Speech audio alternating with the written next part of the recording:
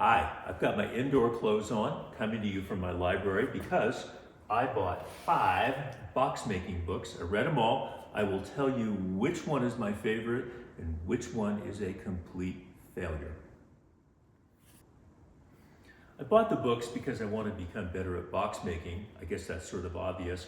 I'm not a professional woodworker. I don't aspire to be one, but I want to have projects that are impressive.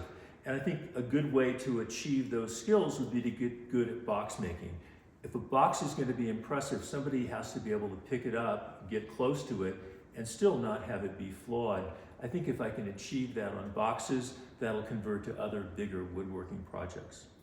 I didn't realize it when I was ordering the books, but the 5 books are only by 2 authors.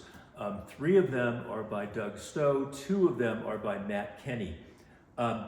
I'm sure Stowe and Kenny know a lot more about box making than I'll ever learn, and they're probably always going to be better box makers than I am. The question though, for me, and where I feel like I can validly criticize their books, is whether they've communicated that skill and knowledge in a way that's useful for an intermediate woodworker or maybe even a beginner woodworker. My least favorite of the 5 books is the 2004 book from Doug Stowe, Tauntons, Complete Illustrated Guide to Box Making by Doug Stowe. It's a survey of techniques. It doesn't focus on, an individual project by project approach. The problem I have with it is there's a lot of techniques in it, but not much detail in each technique. I'll give just one example, and that is pattern veneering.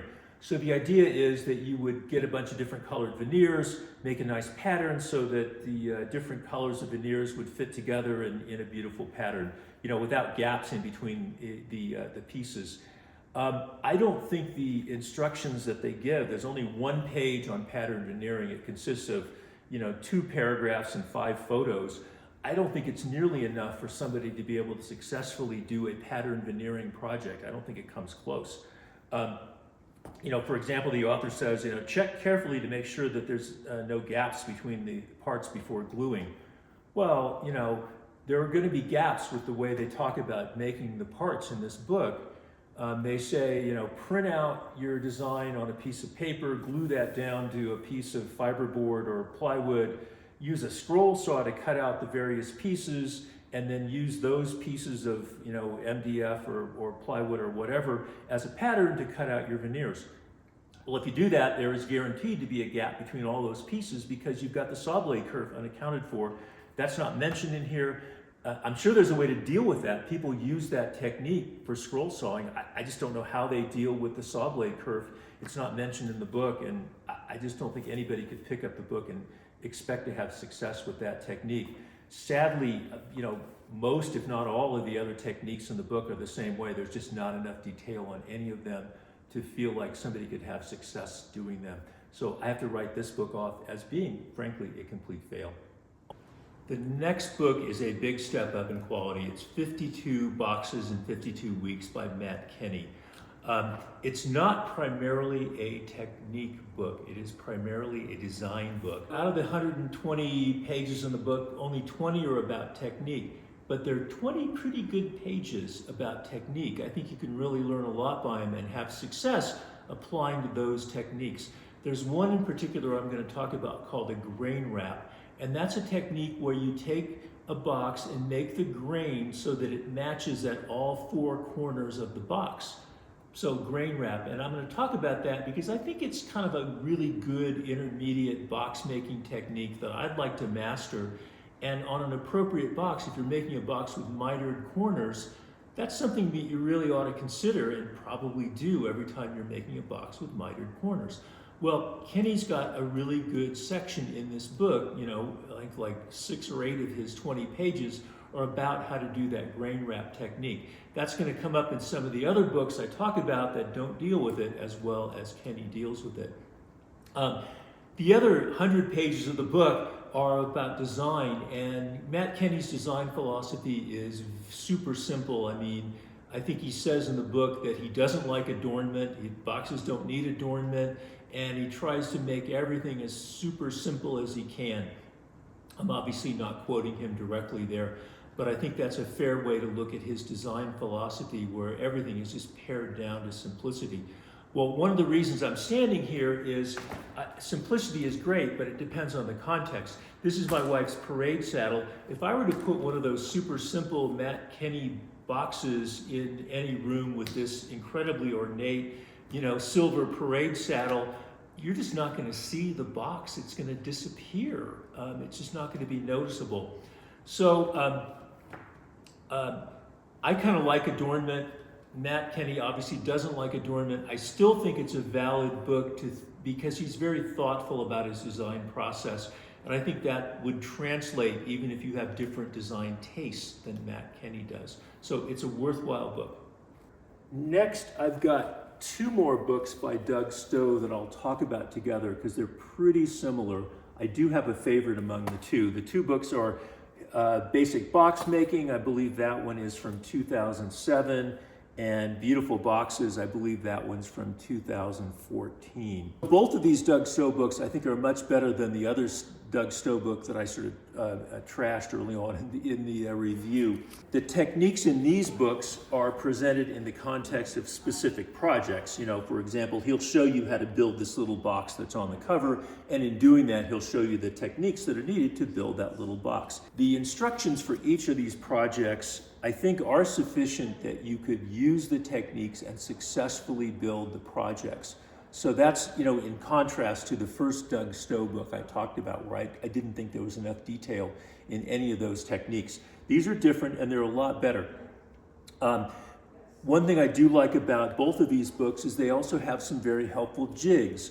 One of them, for example, is a spline jig. I think he calls it a key miter jig or something like that, but I call it a spline jig. He's got one in the book. I like it. I made it. It works really well. It's super simple. Both of these books kind of fall short in that grain wrap technique that I talked about.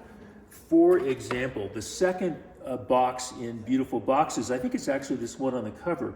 It's this nice mitered box, and it would look just perfect to have one where there'd be a grain wrap around it.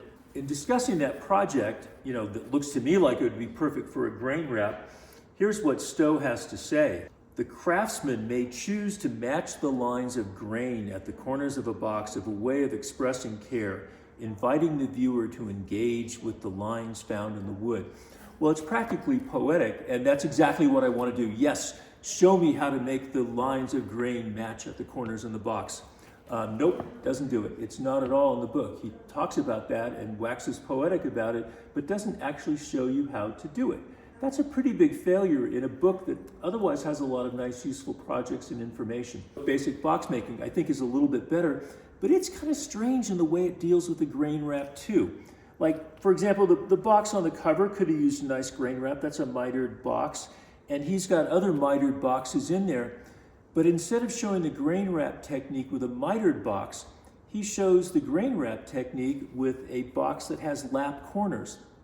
And when you look at the lap corners, you can't see the grain wrap because what you're looking at is end grain all around the box. And so it doesn't really make sense to bother with a grain wrap technique if you're not going to show off the grain wrap with mitered corners. So it's a little bit odd, but at least the technique is in there. And I like both of these books. I like this one a little bit better than the Beautiful Boxes book. Build Better Boxes by Matt Kenny, the guy who likes the unadorned boxes. I think it's the best book in terms of the technique. For example, I've talked a lot about the grain wrap. He's got, I think, the best section on how to do the grain wrap, and he does the grain wrap on an appropriate box, one that's mitered and makes sense to have a grain wrap on. For his some other projects where it's not appropriate to have a grain wrap, for example, he's got a finger jointed box. Well, grain wrap makes no sense for that because, again, you're looking at end grain. He doesn't bother using a grain wrap on it. The other thing I like about the Matt Kenny book is, he believes in his unadorned designs, and maybe I don't agree with him on all of that stuff, but I think he's very thoughtful in terms of what would make a good design and how one should go about his designs. In the section of the book that talks about the use of grain, if you go down to the lumber yard, I often find boards with straight grain that doesn't run parallel to the edge cut by the sawyer. And so, you know, maybe it's a pretty obvious point, but he'll just go and recut those boards to make the grain parallel to the edge that he wants. He's not being limited by what the sawyer did. I think that's really useful, you know, when you just sit down and say, I'm going to make this project. Well, exactly what part of the board do I want to use to make that project looks best? And maybe that's a part with really heavy, crazy grain. Maybe it's a part with really fine parallel grain. It depends on your project. I think the point that's useful is that's something to be thought about. It's a good practice. It's a good discipline to think about, you know, whatever you're trying to achieve with on the design. So I like this book. It's my favorite of them. I do think there's two of them that are worthwhile. I think Build Better Boxes and Basic Box Making are worthwhile. If I only had to pick one, I'd get this one, the Build Better Boxes, the Matt Kinney book. If your wallet allows, it's nice to have this one too, because it does have a wider range of design choices on there, and that's sort of nice to see. So anyways, hope you enjoyed this. Please like the video if you liked it, and I welcome you to subscribe to my channel. Thanks very much. Bye.